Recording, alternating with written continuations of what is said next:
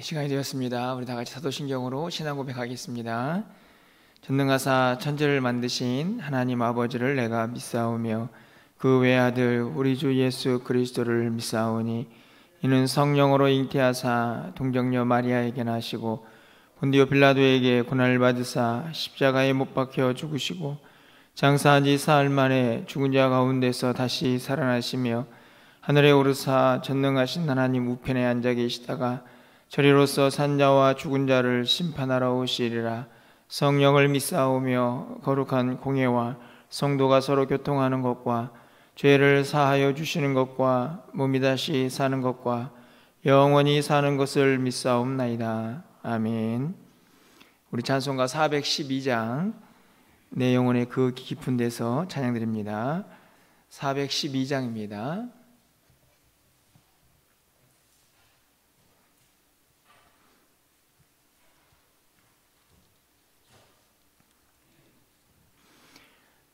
내 영혼의 그 깊은 데서 맑은 가락이 울려나네. 하늘 곡조가 언제나 흘러나와 내 영혼을 고이 싸네.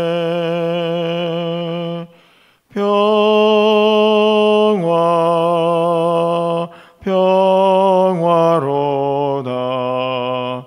하늘 위에서 내려오네. 그 사랑의 물결이 영원토록 내 영혼을 덮으소서.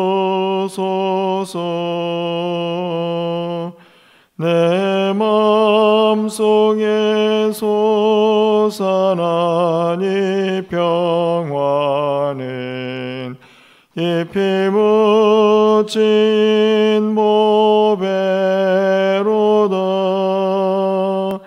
나의 보화를 캐내어 가져갈 자 그 아무도 없으리라.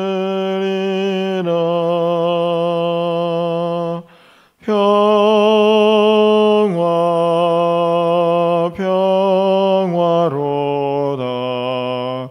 하늘 위에서 내려오네. 그 사랑의 물결이 영원토록 내 영혼을 덮으소서. 내 영혼의 평화가 넘쳐남은 주의 큰 복을 받음이라. 내가 주야로 주님과 함께 있어 내 영혼이 편히 쉬네.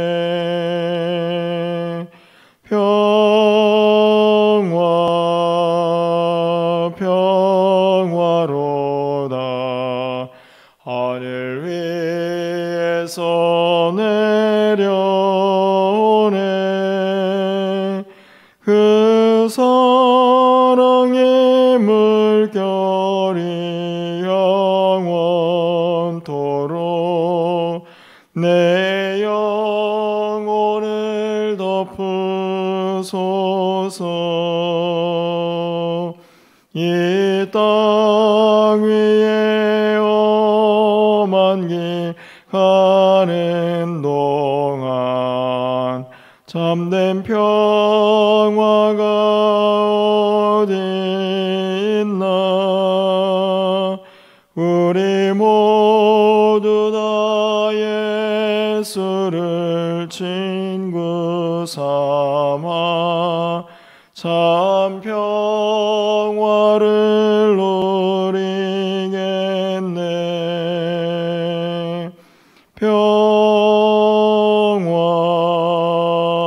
평화로다. 하늘 위에서 내려오네. 그 사랑의 물결이 영원토록 내 영혼을 덮으소서. 아멘. 오늘 하나님 말씀은 사무엘하 3장 17절에서 26절까지 말씀을 교독하겠습니다.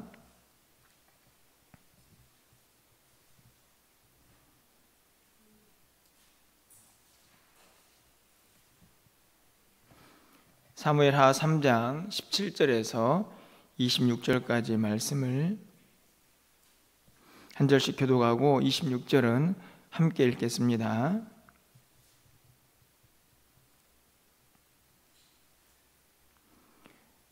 아브넬이 이스라엘 장로들에게 말하여 이르되 너희가 여러 번 다윗을 너희 임금으로 세우기를 구하였으니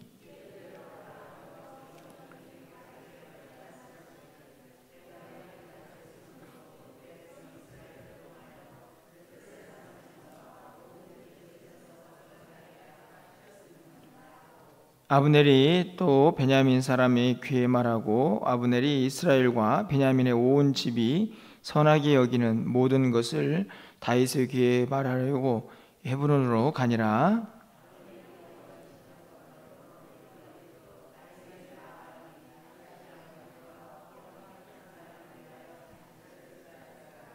아브넬이 다윗에게 말하되 내가 일어나 가서 온 이스라엘 무리를 내 주 왕의 앞에 모아 더불어 언약을 맺게 하고 마음이 원하시는 대로 모든 것을 다스리시게 하리이다 하니 이에 다윗이 아브넬을 보내매 그가 평안히 가니라.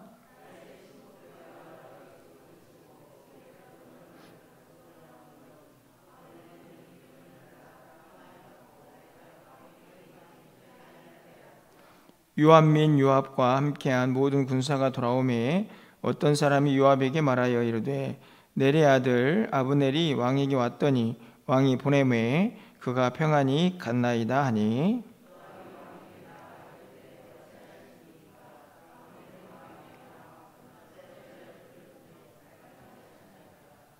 왕도 아시려니와 넬의 아들 아브넬이 온 것은 왕을 속임이라.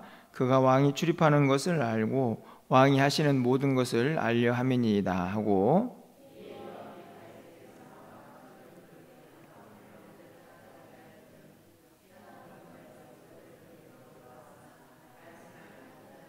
27절입니다.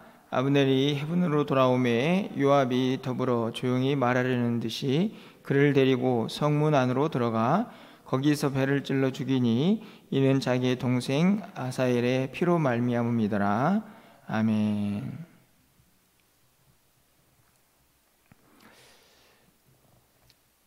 많은 사람들이 평화를 원하고 또 그것이 깨트려지지 않기를 바라는 마음은 동일하지 않을까 생각이 듭니다. 하지만 여러분이 일상을 살아보시면 알겠지만 자기의 마음의 상태이든지 또 주변의 환경이든지 이 평화를 또 평안을 지키는 것이 그렇게 쉽지만은 않다는 것을 우리가 늘 경험하며 살아갑니다. 평상시에는 좀 평안한 것 같다가도 어떤 상황이 급변하게 되면 일순간에 그 모든 것이 와르르 무너지는 그런 모습들을 종종 경험하게 되죠. 그런 것을 보면 평화를 지키는 것이 그렇게 쉽지만 않다라는 생각이 들고, 그래서 그것이 더 중요하고 또 그것을 지켜내기 위해서는 끊임없는 노력이나 때로는 어떤 대가도 거기에 따른다라는 생각이 들기도 합니다. 아무쪼록 또 새로운 한 날이 시작되는 오늘 여러분의 삶에 하나님 주신 평강이 넘쳐나는 그런 귀한 하루가 되기를 간절히 소망합니다. 오늘 본문에 보면 아브넬이라는 사람이 등장을 합니다. 기억나시죠? 이스보셋이죠. 북쪽에서 이스라엘을 다스리고 있던 이스보셋의 신복이라고 할 수 있는 이 아브넬이 힘이 점점 강해져 가지고 나중에는 이 이스보셋을 반역하는 그런 음모를 꾸미게 됩니다. 물론 그것이 자기의 어떤 죄를 모면하기 위한 것이기도 하지만요. 그래서 그곳에 있던 장로들을 꾀해 가지고, 야, 우리 이스보셋 말고 저기 남쪽에 있는 다윗을 왕으로 삼자, 이런 이제 음모를, 이제 반역이죠. 이스보셋의 입장에서는요. 그런 생각을 가지고 오늘 본문에 보니까 다윗에게 찾아가서 다윗과 언약을 맺는 장면이 기록이 되어 있습니다. 당신을 왕으로 세울 테니까 좀 잘 다스립시오, 이렇게 언약을 맺는 장면이죠. 오늘 21절 말씀을 보면 이렇게 기록이 되어 있습니다. 아브넬이 다윗에게 말하되 내가 일어나 가서 온 이스라엘 무리를 내 주 왕의 앞에 모아 더불어 언약을 맺게 하고 마음이 원하시는 대로 모든 것을 다스리게 하리이다 하니, 이에 다윗이 아브넬을 보내매 그와 평안히 가니라. 그렇게 언약을 맺고 다윗이 그를 보냈습니다. 그래서 평안히 갔다, 이렇게 기록이 되어 있죠. 여기까지는 되게 단순해 보이는 그런 문장으로 보입니다. 언약을 맺으러 온 아브넬, 좋은 의도로 왔기 때문에 다윗이 그 말을 듣고 평안히 보냈다, 이렇게 기록을 하는 이 장면은 그렇게 특별한 그런 의미가 없는 것처럼 보여지는데요. 그런데 어찌된 일인지 평안히 갔다라는 말을 계속 반복하는 것을 볼 수 있습니다. 22절 하반절 말씀을 가서 보면 아브넬이 이미 보냄을 받아 평안히 갔고, 아브넬이 평안히 갔다라는 말이 또 반복이 되죠. 23절 하반절에서도 왕이 보냄에 그가 평안히 갔다. 왜 이 말이 자꾸 반복이 될까? 우리가 생각해 보면 쉽게 그 이유를 알 수 있습니다.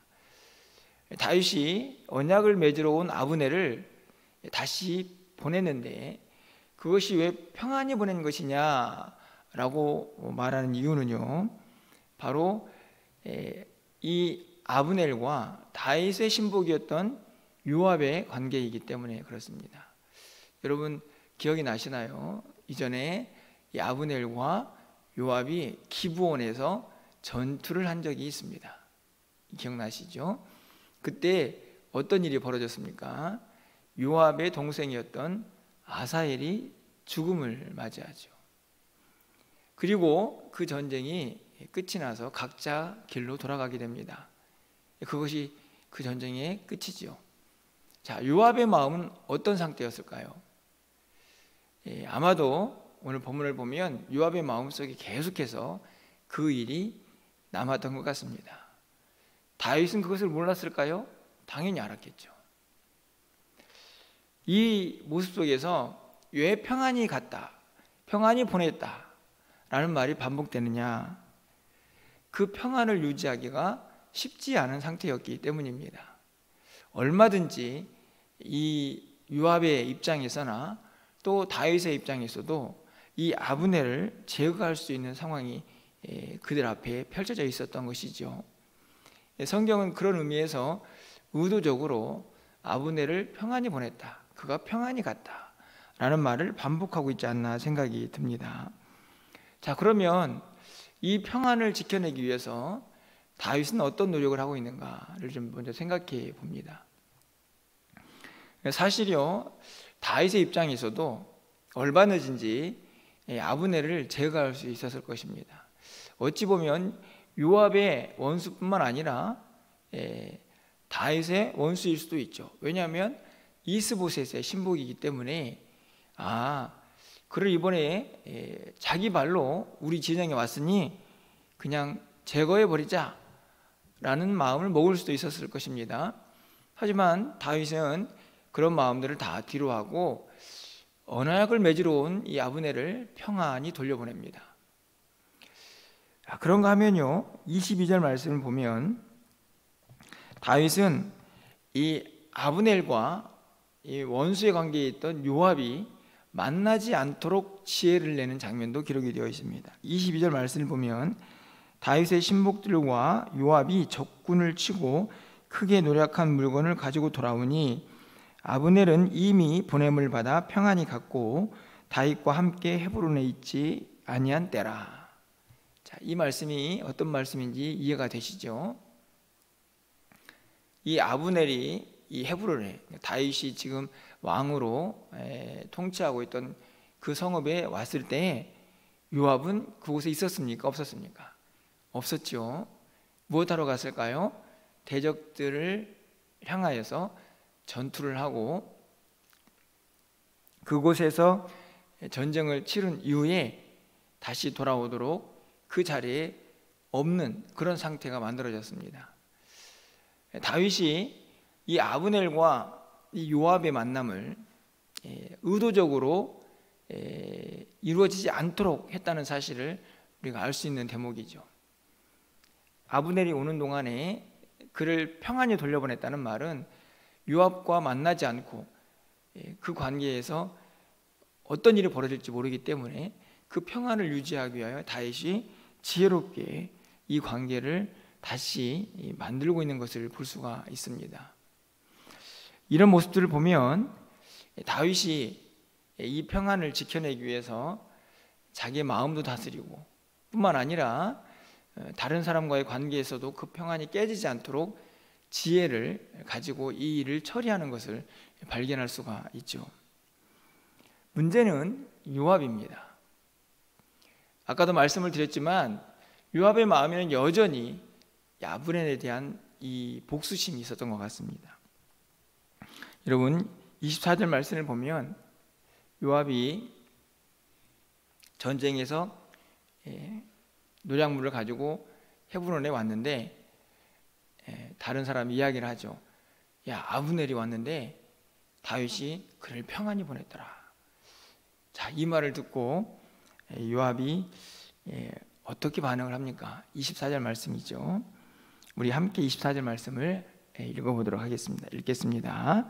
요압이 왕에게 나아가 이르되 어찌하심이니까? 아브넬이 왕에게 나왔거늘 어찌하여 그를 보내 잘 가게 하셨나이까? 여기서 잘 가게 했다는 말은 무슨 말일까요? 왜 평안하게 가게 하셨습니까? 아니, 그 원수가 자기 발로 이곳에 왔는데 원수를 갚고 제거를 해야지 왜 평안히 돌려보내셨습니까? 라고 이야기하는 것이죠. 하지만 이것은 다윗 왕의 결정이었고, 그리고 다윗이 이 관계에서 평안을 유지하기 위한 다윗의 노력이었다는 것을 우리는 알고 있는데요, 이 요압은 그것을 인정하지 못합니다.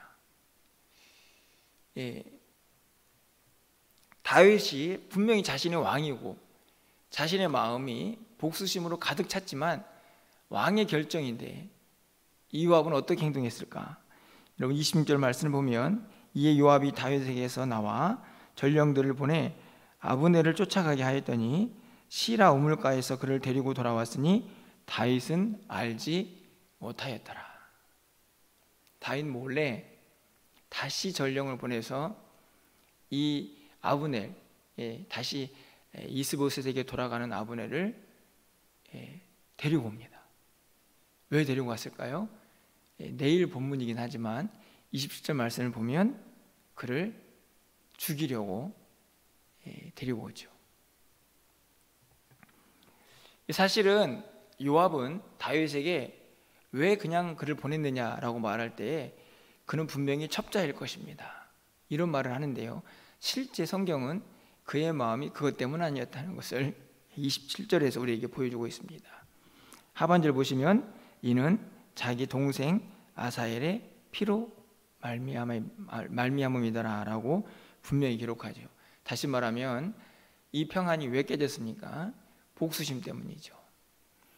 왕의 명령도 거스리고 그 왕을 속이면서까지 이 복수심이 불탄 요압은 아브넬을 데려다가 자기 동생의 원수를 갖고 맙니다.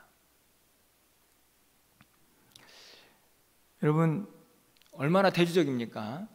이 다윗이라는 인물은 이 평안을 지켜내기 위해서 자기 마음도 다스리고 뿐만 아니라 주변에 있는 환경도 지혜롭게 그것을 잘 풀어가려고 애를 쓰고 있는데, 복수심에 불탄 이 요압은 왕의 명령도 어기고 결국에는 이 아브넬을 자기 동생의 원수를 갚기 위하여 제거하는 모습을 발견할 수가 있죠. 그토록 평안히 갔다, 평안히 보냈다, 이렇게 반복하고 있는 오늘 이 다윗의 마음뿐만 아니라 성경 전체의 이 핵심 구절이 한순간에 무너지고 있는 것을 발견할 수 있습니다. 여러분, 이 모습들을 보면 평안을 지켜내는데 저는 꼭 두 가지가 필요하다는 생각이 듭니다. 첫 번째로는 자기 마음을 항상 지킬 수가 있어야 한다는 것이죠. 여러분, 우리의 주변의 환경은요, 시시때때로 변하게 됩니다. 그 상황 속에서 내 마음을 지켜내고 무엇보다도 죄 가운데로 또 그 마음이 흘러가지 않고 또 믿음 안에서 그 마음을 지켜야 하는데 우리의 마음의 평강이 유지된다는 것을 다시 한번 깨닫게 되죠. 어찌 보면 다윗은 그의 마음을 지켜냈지만 오늘 이 요압은 복수심에 불타오르는 자신의 마음을 지켜내지 못하는 안타까운 모습을 발견하게 됩니다. 이사야 26장 3절 말씀을 보면 주께서 심지가 견고한 자를 평강의 평강으로 지키시리니 이는 그가 주를 신뢰함이니이다. 심지가 견고하다는 말은 마음이 단단하다는 의미죠. 여러 가지 의미가 있겠지만 무엇보다도 자기 마음을 지키려고 하는 노력이 우리에게 필요하다는 것을 분명히 알 수가 있습니다. 평안이 쉽게 우리에게 얻어지지 않는다는 것을 분명히 알 수 있는 그런 말씀이 아닌가 생각이 듭니다.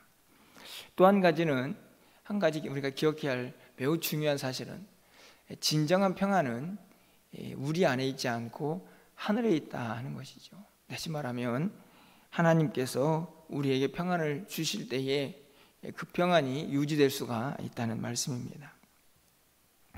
인간적인 노력도 매우 중요하지만 궁극적으로는 하나님으로부터 그 평안이 온다는 사실을 우리가 분명하게 기억해야 한다는 것입니다. 요한복음 14장 27절 말씀을 보면 평안을 너희에게 끼치노니 곧 나의 평안을 너희에게 주노라. 내가 너희에게 주는 것은 세상이 주는 것과 같지 아니하니라. 이렇게 기록이 되어 있습니다. 평안을 내가 너희에게 준다. 그 평안은 세상에서 주는 것과 다르다라는 것을 예수님께서 분명하게 말씀을 하고 계시는 것이지요. 이 말씀을 보아도 우리의 진정한 평안은 결국 하나님의 도우심과 그분 안에서 우리에게 찾아온다는 것을 분명하게 우리에게 가르쳐주고 있습니다. 사랑하는 성도 여러분, 오늘도 우리는 어찌하든지 풍파많은 세상에서 한날을 살아가게 될 것입니다. 어찌 보면 세상은 우리가 평화로운 것을 원하지 않는다라는 생각이 들 만큼 자꾸만 우리의 마음을 자극하고 우리 안에 있는 평안을 빼앗아 가려고 하는 일들이 너무나 많이 있습니다. 하지만 오늘 말씀을 통해서 다윗이 자기 마음도 지키고 또 지혜를 발휘해서 그 평안을 유지하려고 했던 것처럼 오늘 우리도 우리의 마음을 주님 안에서 잘 지켜내고 무엇보다도 하늘의 도움을 받아서 하나님의 인도하심 가운데에서 우리에게 찾아온 그 평안을 절대로 빼앗기지 아니하고 그것을 마음껏 누리면서 오늘도 주님 안에서 기쁨과 평강이 넘쳐나는 복된 한날을 살아내시기를 주님의 이름으로 간절히 축원합니다. 기도하겠습니다. 사랑의 하나님, 오늘도 우리가 세상을 살면서 이런저런 어려움과 또 풍파를 경험하게 될 것입니다. 그것이 우리가 사는 세상이지만 하나님, 오늘 말씀처럼 우리의 마음을 잘 지키고 또 하늘로부터 임하는 세상이 줄 수 없는 평안을 우리의 마음속에서 마음껏 누릴 수 있는 하나님의 사람들이 다 될 수 있도록 주님 도우시고 인도하여 주시옵소서. 우리 사랑하는 성도들, 오늘 하루의 모든 삶을 눈동자와 같이 보호하여 주셔서 세상의 어떤 풍파 속에서도 하나님 주신 그 평강을 지켜내고 마음속에 기쁨과 감사가 넘쳐나는 복된 한날을 살 수 있도록 주께서 은혜를 베풀어 주시옵소서. 오늘도 새벽을 깨워서 기도합니다. 하늘문을 활짝 열어주시고 하나님의 음성 듣고 돌아가는 복된 아침이 되게 하여 주시고, 하나님께서 우리의 삶 가운데 오늘 하루 동행하시사 살아계신 하나님의 놀라운 능력들을 마음껏 경험하기에 부족함이 없는 귀한 하루가 되게 하여 주시옵소서. 교회와 가정과 또 자녀들을 위하여 기도하는 그 기도를 하나님께서 들어응답하여 주시고 매일매일의 삶에서 살아계신 하나님의 능력들을 경험하며 살아갈 수 있도록 주께서 역사하여 주시옵소서.